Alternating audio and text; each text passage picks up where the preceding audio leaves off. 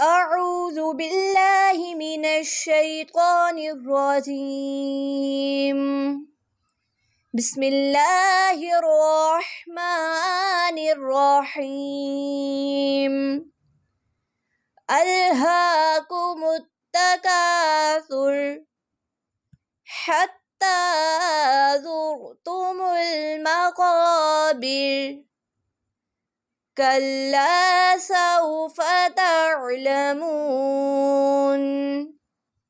ثم كلا سوف تعلمون